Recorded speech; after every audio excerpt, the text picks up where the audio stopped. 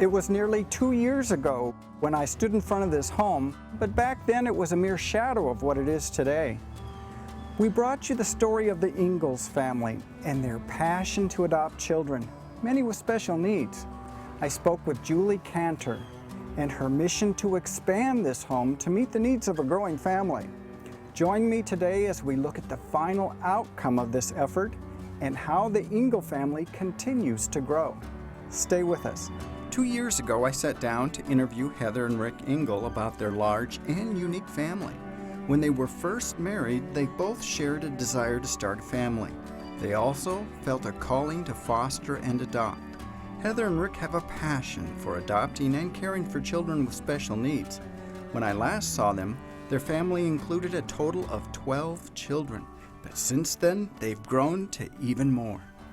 So since my last visit with you guys, about 2 years ago, you've expanded your family. So tell me about the new additions to the Ingles clan. You have Caleb, who is almost 4 in September, and Elijah just turned 2. And where did you get them? They came from Haiti. Tell me a little bit about Caleb and Elijah. Caleb has cerebral palsy. He's microcephalic, so he has a small brain. He has no ability to sit, roll over. He can't grasp anything. He aspirates on his food and drink, and he aspirates on saliva, his own saliva. So he has some upcoming procedures that he'll have done. He needs a G-tube placed and some procedures done that will help him not aspirate on his saliva. But he's adjusted really well. He's smiles, he laughs, he likes to dance, he loves music, he loves his music. So he's a good little boy. And your other new little one? Is Elijah. Elijah came, I picked up Elijah, and he came at 19 months, weighing 10 pounds. So the doctor said he only had days left to live if he would have stayed in Haiti. He has hydrocephalus. He had something called an encephalocele on the back of his head, which had cerebral spinal fluid and a band of brain matter in it. I thought he was going to die on the way home. I honestly didn't think I was going to make the flight. When I spoke to the director of the agency, she said, it's okay if he passes away. And I was really nervous. I didn't know, I'd seen pictures of him and I knew what his medical history was, but I'd never seen him in person. And when I saw him, it just took my breath away. Well, the pictures before look appalling. And now over your shoulder, we see a little angelic child sleeping, and he looks very healthy. He is gained, no surgeon would touch him when they first came. He clearly needed help from neurosurgery, but he would have died from infection if they would have done any operation. So we had the first priority, and once he arrived, was just putting some meat on those tiny little bones. So he came at 10 pounds, and his head probably weighed 2 of those pounds because he had severe hydrocephalus. And now he weighs almost 16 pounds. Wow. So. In how many weeks? In 5 months that he's been here. Julie Kantor is the founder of the Home Sweet New Home project. After getting to know the Ingles, Julie came to the conclusion they needed a larger, handicap, accessible house. But Rick and Heather were at first reluctant to accept Julie's proposal for redoing their home. They were grateful for the space they had. Finally, Julie was able to convince them this project was something that would not only be good for them, but for the community as well. I read a newspaper article about the Ingle family, and I was just amazed by what they do, about the amount of adopted children that they have, most with special needs, and that they've just chosen to live their life helping take care of other kids. And I couldn't stop thinking about them, and then about a month later I ended up meeting Heather and decided I had to do something to help the family. So how did you come up with the Home Sweet New Home project? After a while, started really noticing that they could use bigger space, more practical space, handicap accessibility, and the light bulb went off in my head. And I wrote to ABC Extreme Home Makeover, and I wrote to Oprah about this family, and I heard nothing, and decided to get a project team together of about 6 or 7 people and thought that we'll just get it done. We'll just do it ourselves, and it'll be a Cincinnati Give Back project, and that's what it ended up being. When we come back, we'll hear how the community gave precious time and money to make the Ingalls' new dream home become a reality.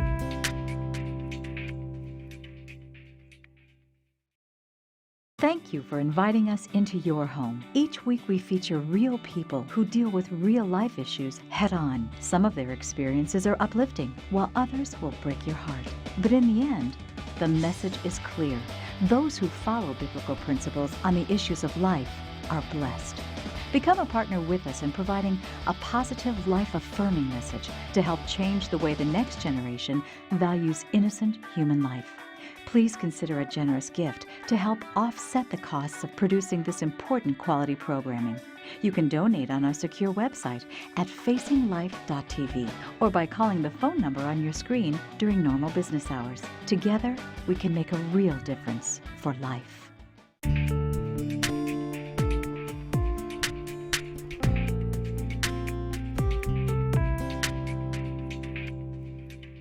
When Julie Kantor started the Home Sweet New Home project for the Ingle family, she knew it was going to be no easy task. But with the help of community members and local businesses, the project got underway. Neighbors and friends helped in all areas. Cincinnati businesses did their part as well by donating building supplies and the time of their employees. Rick and Heather know this project would never have even started without the passion and dedication of their community. Besides Julie, though, the community jumped in to help with the project also. So that passion was contagious then to other people around. Tell me how the community got involved. The neat thing about what we were able to see is we were kind of able to be on the outside looking in. We moved to another home. We were able to be someplace else and kind of look from the outside to see what this project was doing in the community. And we would see young girls with lemonade stands, donating their money from lemonade stands to the project. And there was one lemonade stand that raised over $5,000. Somebody walked by with a $5,000 check. Did you give him a big glass of lemonade? Extra ice. They got extra ice with that one. And so, you know, children in today's age wanting presents for their birthday, what am I, gimme, raising their hand and saying, I don't want presents, bring money for donations to Home Sweet New Home.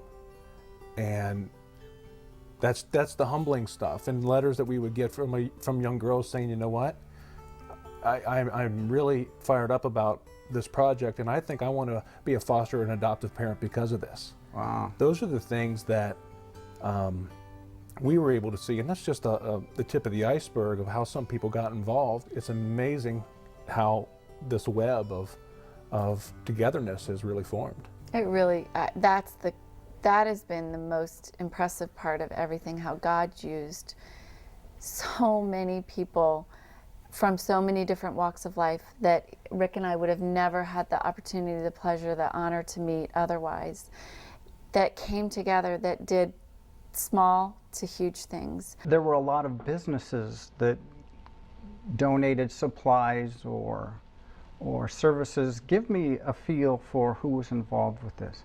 Over 100 businesses in Cincinnati helped us by contributing time and materials toward this project. And Airtight Windows, for example, donated all the windows and doors to this entire house. And Baker Concrete Construction donated the driveway, the front porch, the sidewalks. I mean, that's a tremendous expense. Biggs of Mason, Ohio, stocked the pantry before the big reveal. And that's a big pantry. That's a big pantry. Stock the refrigerator and the freezer, and they're donating groceries for a year for this family. You know, people donated everything in this house, and they didn't just donate scraps and old inventory.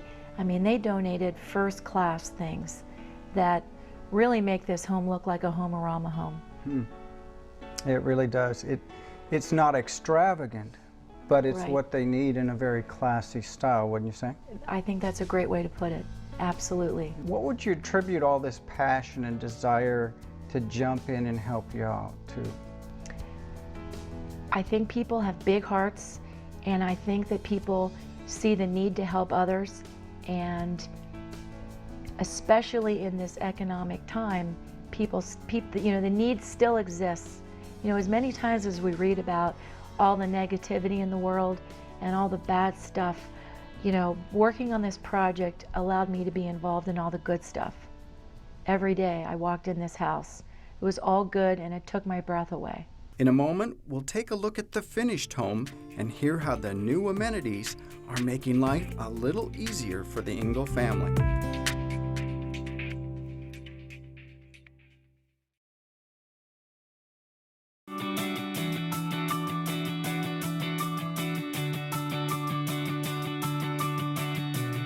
Whether you're a student needing answers, a parent needing help, or a concerned citizen wanting to make a difference, Life Issues Institute has the resources you need to put your values into action.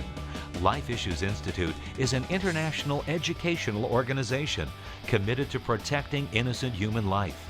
Life Issues Institute knows what it takes. That's why millions throughout the world turn here for help.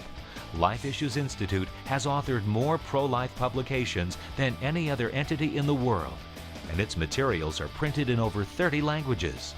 Radio broadcasts, newsletters, and a website filled to the brim with the answers you're looking for are just a click away.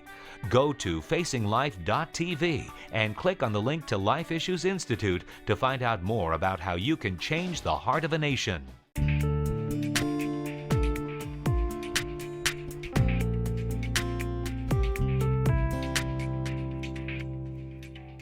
Before the start of the building project, the Ingle home was roughly 2,500 square feet with only 4 bedrooms and 2.5 baths.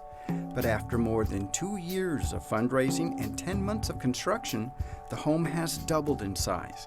The Ingle clan now has 9 bedrooms, 4.5 baths, and 2 laundry rooms. They even have a new therapy room for the children with special needs. A local business extensively refurbished their old swing set, along with donating a new trampoline and basketball hoop for the kids. The original plan to simply add on to the home quickly became a complete remodel, and the finished product is nothing short of beautiful. We knocked down half the entire house, and what we did not knock down, we totally gutted.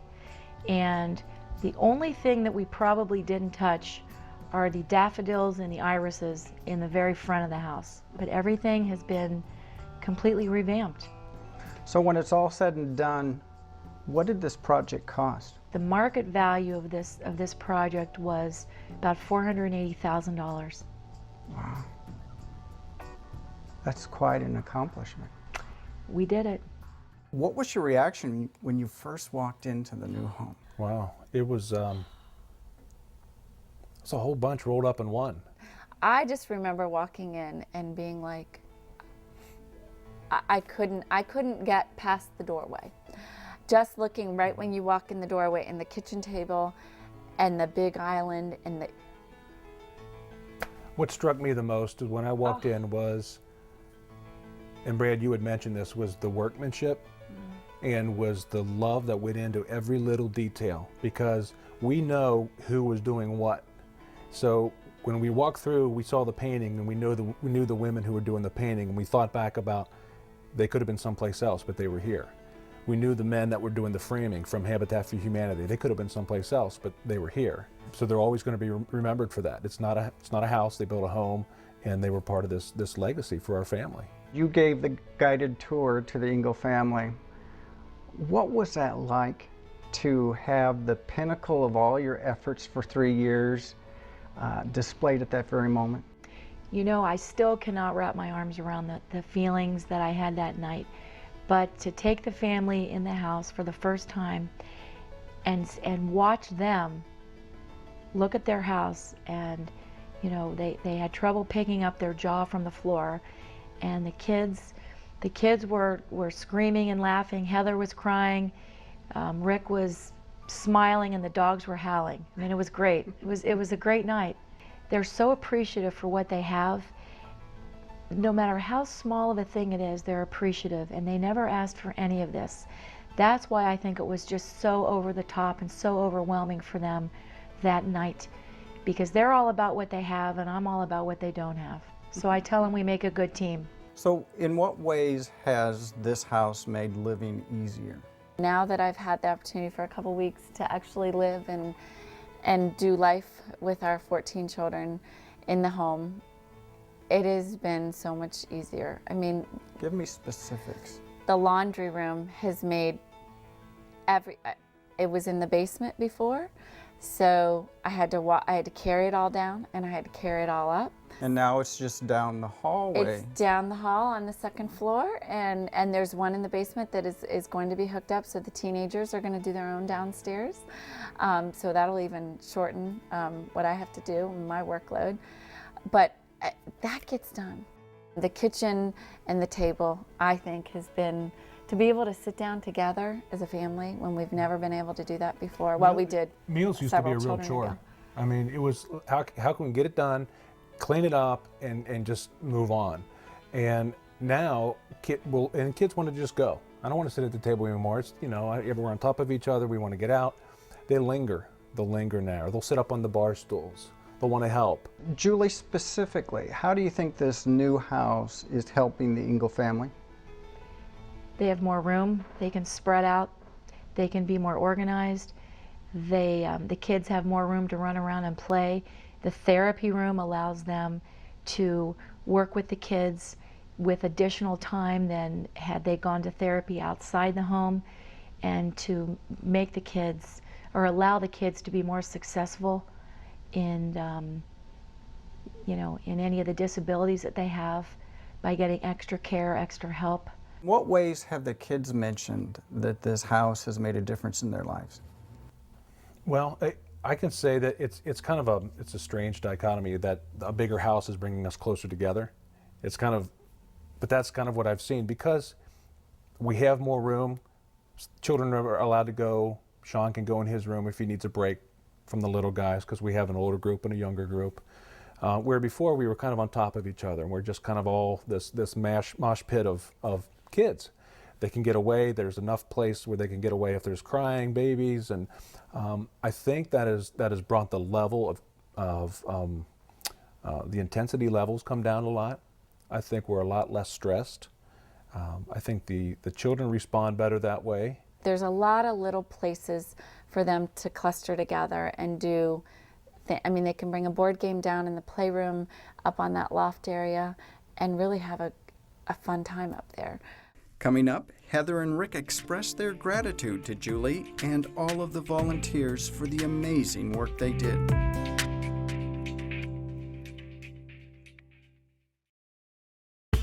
Look around you. Every day, heroes abound in our country. We're surrounded by people who courageously face difficult obstacles life has thrown in their paths. Tune in each week to meet people who show there are positive, godly solutions to tough, critical situations. We'll tackle challenging life issues such as abortion, stem cell research, adoption, and abstinence, and show that every human life is valuable and precious. Join us for inspiring stories of people facing life head-on.